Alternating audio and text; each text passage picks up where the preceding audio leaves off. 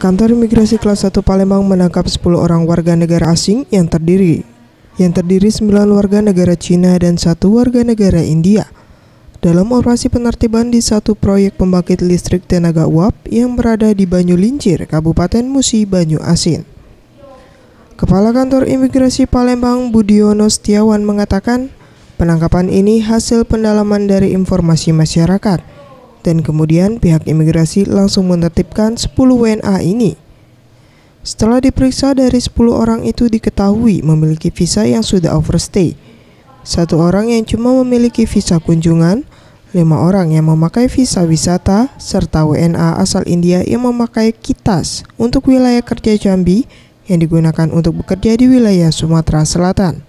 Yang disinyalir mereka sebagai pekerja, sebagai teknisi di salah satu pabrik PLTU yang ada di wilayah tersebut. Dan sementara ini kita bawa ke sini, ke kantor imigrasi di ruang detensi untuk dilakukan pemeriksaan lebih lanjut.